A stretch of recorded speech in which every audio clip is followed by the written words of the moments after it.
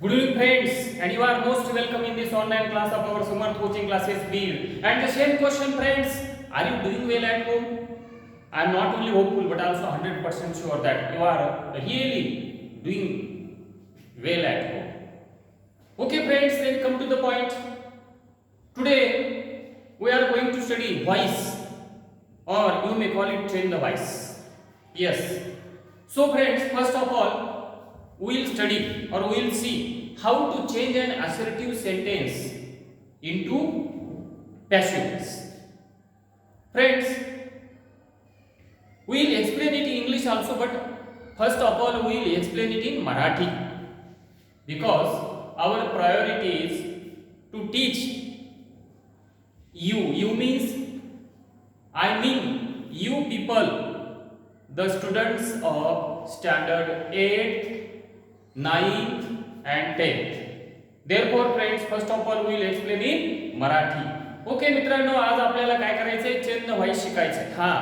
आपल्याला इंग्लिश मध्ये एक्सप्लेन करण्याऐवजी मराठीत करायचंय, कारण की आपल्याला इयत्ता 8वी 9वी 10वी आणि 12वी वाल्यांना सगळ्यांनाच व्हॉइस शिकवायचंय. त्यांना जर English to English translate English to English explain केलं तर लक्षात येणार नाही. म्हणून आपल्याला काय करायचंय, सर्वात अगोदर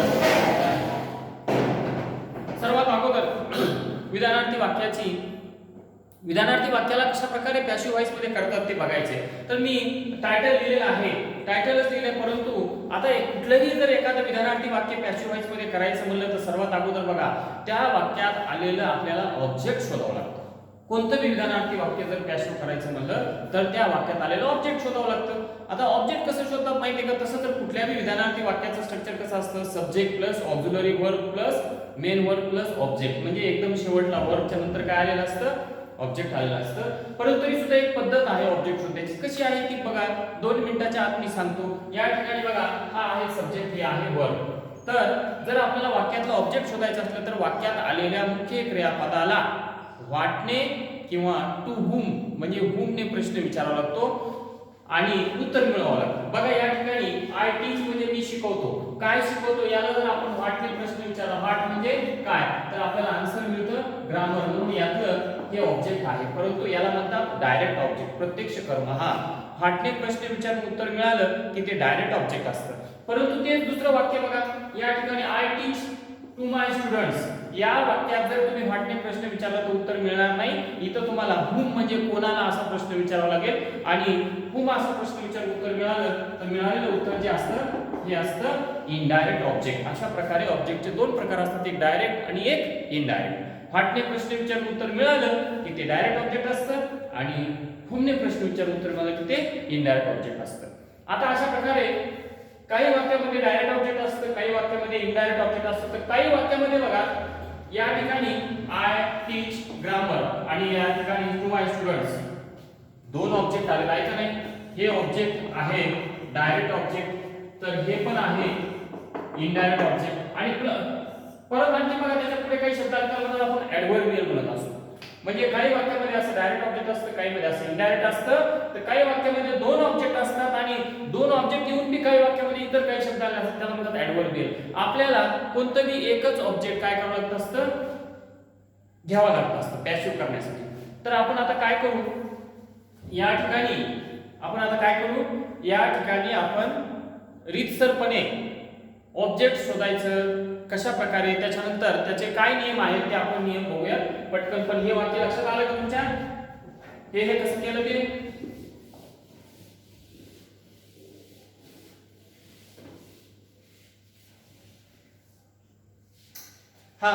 तर आता काय करा, नियम लिहून घ्या. नियम लिहून घेताय का तुम्ही? हे बघा, सर्व पहिला जो नियम आहे तो असा नियम लिहा. सर्वप्रथम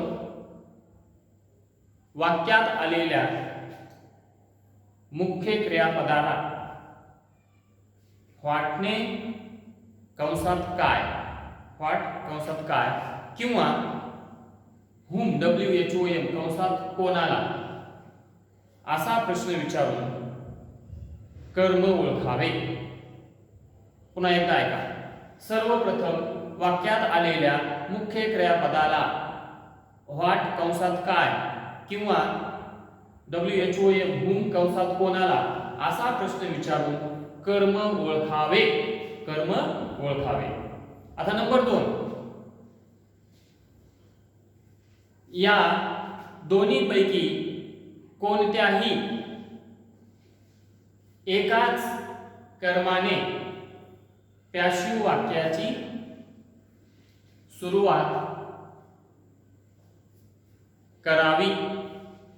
पुन्हा एकदा ऐका, या दोन्हीपैकी कोणत्याही एकाच कर्माने पॅशिव्ह वाक्याची सुरुवात करावी. केली का वाक्याची सुरुवात? हा. आता नंबर पुढचा नंबर 3 नंबर टाका.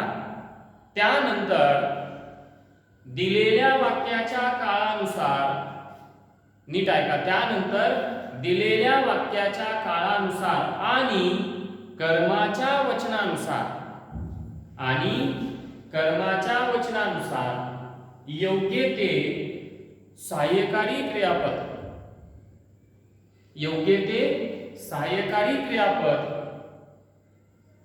ठेवावे. परत एकदा ऐका, त्यानंतर दिलेल्या वाक्याच्या काळानुसार आणि कर्माच्या वचनानुसार योग्य ते सहाय्यकारी क्रियापद ठेवावे. फुल स्टॉप. आलं का लक्षात? पुढचा नियम, कितवा नियम आहे तो? नंबर 4 काय असेल ते? हा, नंबर 4. त्यानंतर वाक्यात आलेल्या मुख्य क्रियापदाचे तिसरे रूप कंसात पीपी लिहावे. लिहिलं का? त्यानंतर वाक्यात आलेल्या मुख्य क्रियापदाचे तिसरे रूप कंसात PP/V3 लिहावे. फुल स्टॉप. पुढचा नंबर, त्यानंतर बाय तेव्हा अशा प्रकारे त्यानंतर बाय हा शब्द लिहून कर्त्याचे द्वितीय विभक्तीचे रूप. आता हे द्वितीय विभक्तीचे रूप कोणते असते मी सांगणार. कर्त्याचे द्वितीय विभक्तीचे रूप ठेवावे. द्वितीय विभक्तीचे रूप कोणतं असतं बघा. इकडे बघा, मी एका मिनिटात सांगतो, या ठिकाणी लिहूनच देतो. तेव्हा आईचं मी असतं, उईचं अस असतं, हिचं हिम असतं, शीचं हर असतं, इथचं इथच असतं, देचं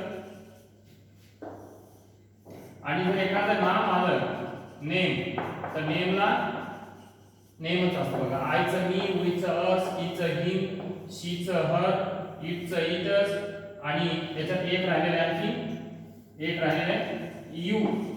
तर ह्या यूचं पण यूच होतं बघा. अशा प्रकारे हे द्वितीय विभक्तीचे रूप असे ठेवावे लागतात. जर वाक्यात आय आलं त्याचं मी ठेवायचं, उई आलं तर त्याचं अस ठेवायचं, हिचं हिम ठेवायचं, शीचं हर, इथचं इथं, देचं देम आणि नेम म्हणजे एखाद्या नावाचं नाव. अशा प्रकारे हे कर्त्याचे द्वितीय विभक्तीचे रूप आहेत. त्याच्या पुढे आणखी एकदा नेम लक्षात घ्या. जर का वाक्यामध्ये 2 ऑब्जेक्ट आलेले असतील, नीट ऐका, जर का वाक्यात 2 ऑब्जेक्ट आलेले असतील तर दोन्ही ऑब्जेक्टने सुरुवात नाही करायची, कोणत्याही एकाच ऑब्जेक्टने सुरुवात करायची आणि मग दुसरा ऑब्जेक्ट कुठे ठेवायचं माहितीये का? PP व बायच्या मध्ये ठेवायचं. आणि आणखीन एक गोष्ट आहे की कधी कधी वाक्यामध्ये एक ऑब्जेक्ट येतं किंवा 2 ऑब्जेक्ट आणि आणखीन काही ऍडव्हर्बियल, तुम्हाला म्हणलं ना कर्म सोडून इतर शब्द. ऍडव्हर्बियल म्हणजे काय? कर्म सोडून इतर शब्द येतात, ते सुद्धा आपण काय करू शकतो? PP व बायच्या मध्ये किंवा एकदम शेवटी ठेवू शकतो. अशा प्रकारे हे नियम आहेत. आता आपण काय करू, तुम्हाला मी नियम लिहून दिला होता की कर्माच्या पुढे वाक्याच्या काळानुसार आणि कर्माच्या वचनानुसार योग्य ते सहाय्यकारी क्रियापद ठेवायचं.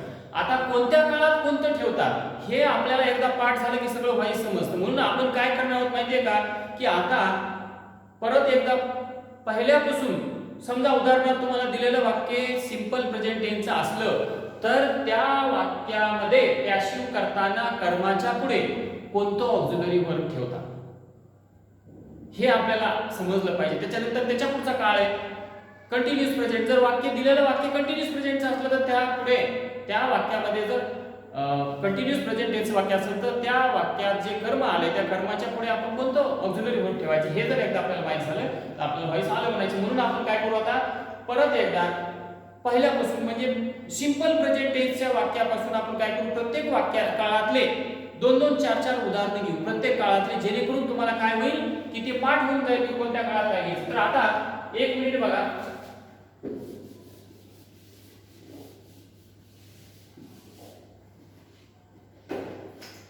ते लिहून पण घ्या बघा. आता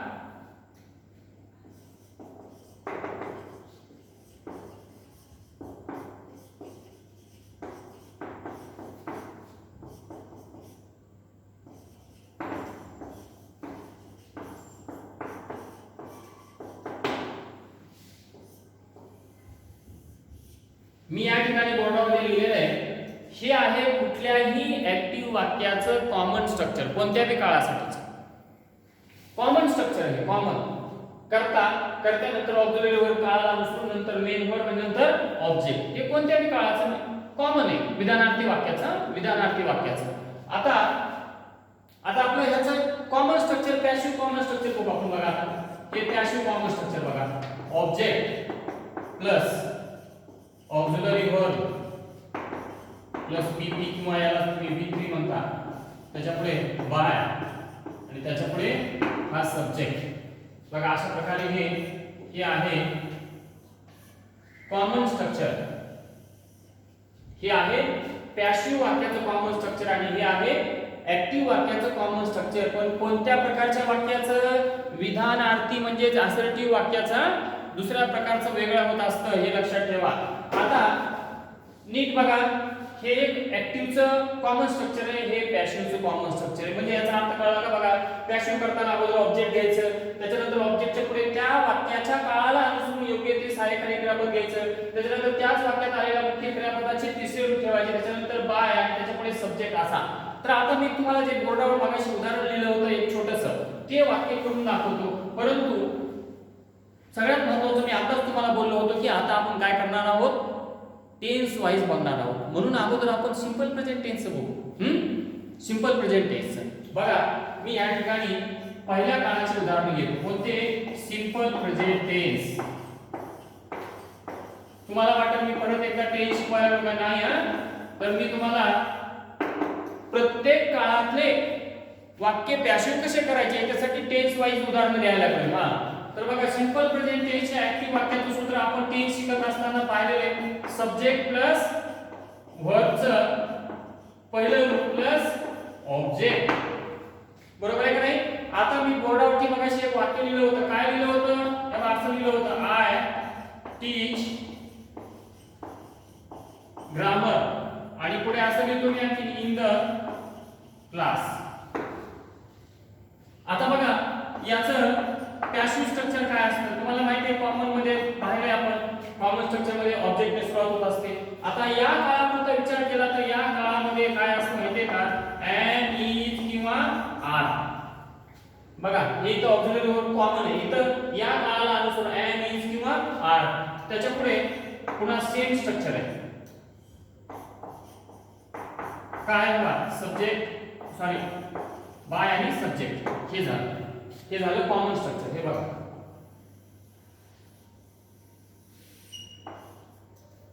हे कॉमन आहे हे सिंपल प्रेझेंट पुरतं.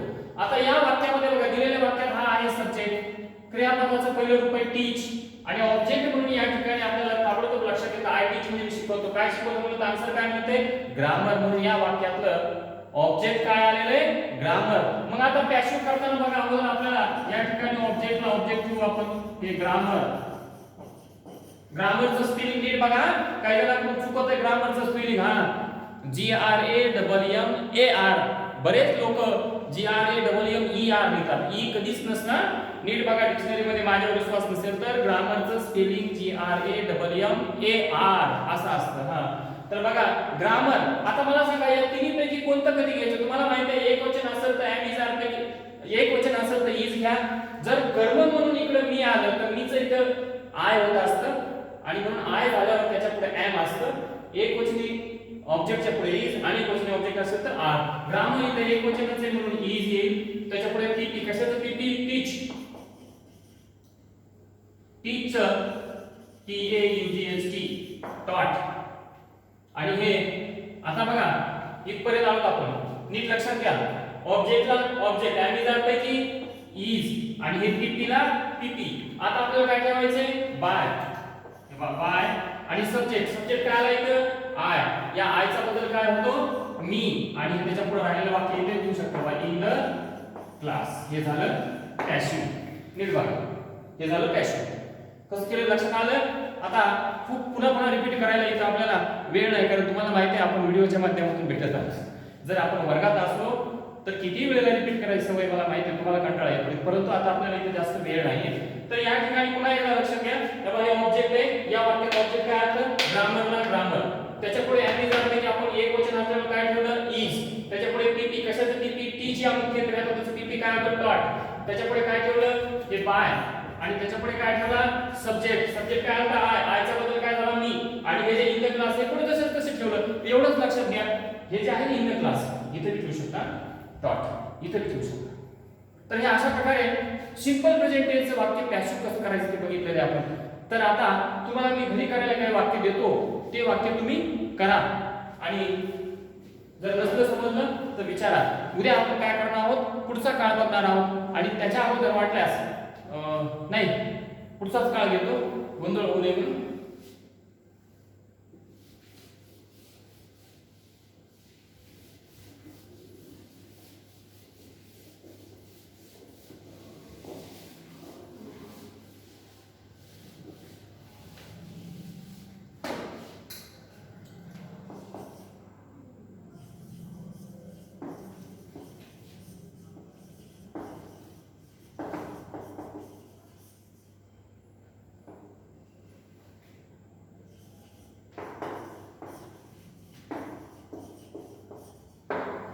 She makes mistakes in her work.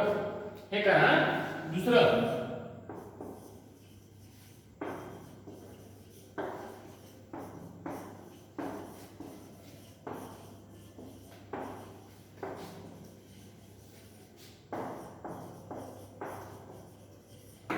बघा they water the garden every Sunday.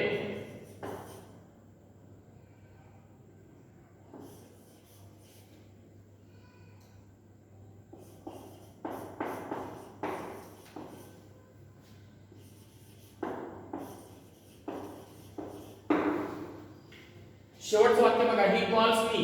याच्यातलं मी हे ऑब्जेक्ट आहे आणि ह्या मीला जर इकडे घेतलं तर त्याचा आय होता आणि आयच्या पुढे काय येतं एम. आता हे वाक्य तुम्ही घरी करायचं आहे.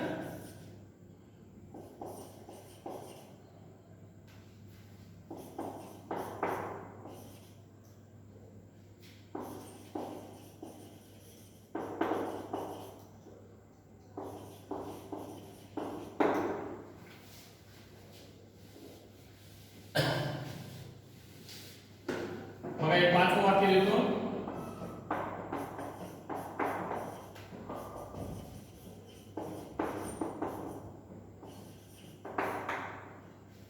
बघा I tell tell of tell. अशा प्रकारचे 5 वाक्य जास्त वेळ घेत नाही मित्रांनो. पटकन थांबतो इथंच. एवढे 5 वाक्य तुम्ही घरी करून बघा. उद्याच्याला आपल्याला दुसरा काळ बघायचा आहे आणि त्याच्या पुढचा बी काळ बघायचा आहे. Thank you very much for watching this video and friends most of all take care of yourself and your family because the situation is becoming critical and more critical day by day. So friends, take care yourself and your family. Okay.